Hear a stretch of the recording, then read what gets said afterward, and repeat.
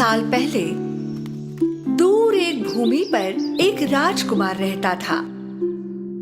अब राजकुमार शादी के लायक हो चुका था, पर दुर्भाग्यवश उसके लिए कहीं राजकुमारी नहीं मिल रही थी। अपनी राजकुमारी को खोजने के लिए उसने पूरी दुनिया की यात्रा की। पड़ोसी साम्राज्यों की भी सभी राजकुमारियों ने राजकुमार से मिलने के लिए राजमहल का दौरा किया, लेकिन राजकुमार को सही राजकुमारी चुनने का प्रयास करने में मुश्किल हो रही थी। उसके पिता राजा चाहते थे कि उनके बेटे को असली राजकुमारी मिल जाए। इतने साल प्रयास करने के बाद उसने सही राजकुमारी को पाने की पूरी आशा खो दी। दुखद, निराशाजनक और गहरे विचारों के राजकुमार ने अपना जीवन जीना जारी रखा। राजा और रानी वास्तव में उसकी स्थिति से बहुत दुखी थे। एक और दुखी रात जब वो वहाँ सोचते बैठे थे, एक बड़ा सा तूफान शुरू हुआ। जोरदार बारिश शुरू हो गई, बिजली गरज रही थी, गड़गड़ाहट की आवाज महल में गूंजने लगी। राजकुमार सोने की कोशिश करने में कठिनाई महसूस कर रहा था, क्योंकि वो अपनी खिड़की से कड़कती बिजली देख रहा था और दूसरी ओर अपने भविष्य की राजकुमारी के बारे में सोच रहा था। महल में सभी आवाजों के शोर में एक नौकर ने महसूस किया कि कोई दरवाजा खटखटा रहा है। उसने दरवाजा खोला तो देखा बारिश में भीगी हुई एक लड़की कपकपाती हुई खड़ी थी।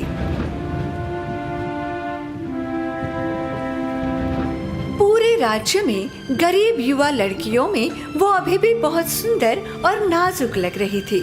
बड़ी कठिनाई के साथ उसने बात की। क्या आप मुझे कृपया अंदर आने देंगे? मैं अकेली हूँ और जंगल में खो गई हूँ।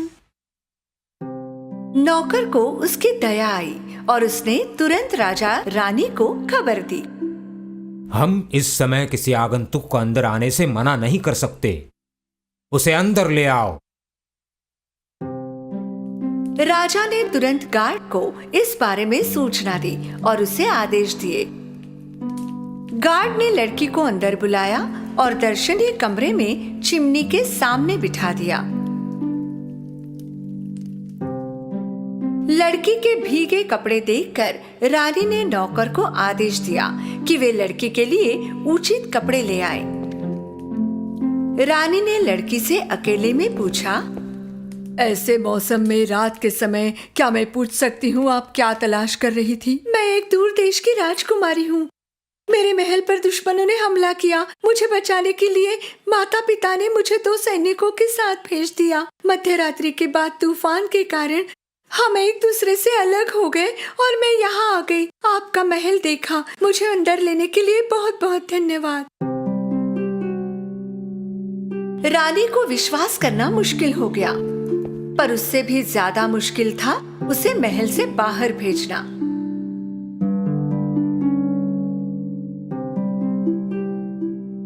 राजकुमार ये देखने के लिए उत्सुक था कि ये रहस्यमय लड़की कौन है। वो उससे मिलना चाहता था। उस समय लड़की ने रानी के दिए हुए कपड़े पहने थे। उसके बाल पूरी तरह सूख गए थे और अब उसे जरा अच्छा लग रहा था। अब वो अधिक सुंदर और मोहक लग रही थी। जैसे ही राजकुमार ने कमरे में प्रवेश किया, वो उसके सौंदर्य और शालीनता पर विश्वास न कर सका। उसकी उपस्थिति से मंत्रमुग्ध हो गया। रानी ने कहा कि वो स्थिति को संभाल लेगी और पता लगाएगी कि ये सच में राजकुमारी है या नहीं। क्या वो असल में राजकुमारी है? हम आज रात पता लगाएंगे। राजकुमार और राजकुमारी ने देर रात तक बातें की। राजकुमार को उत्सुकता थी और वो उसे अधिक जानने की कोशिश कर रहा था।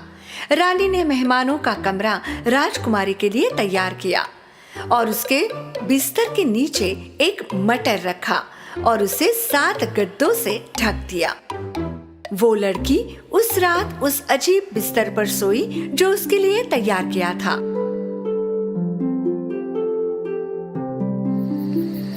दूसरी सुबह रानी ने उस लड़की के उठने का इंतजार किया और जब वो जागी तब उसे पूछा, कल रात अच्छी नींद आई?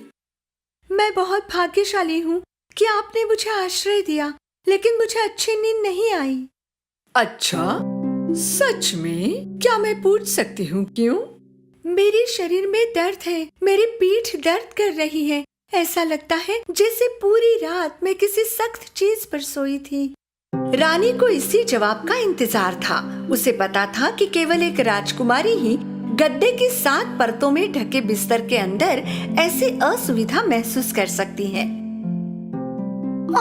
वो राजकुमार के पास गई और जो कुछ हुआ उसे बताया। ये सब सुनकर और आखिरकार ये जानकर कि वो एक असली राजकुमारी है, राजकुमार अपनी खुशी छिपा नहीं पाया। राजकुमार ने राजा से कहा कि वो राजकुमारी से शादी करना चाहता है और राजा ने उसकी इच्छा मान ली।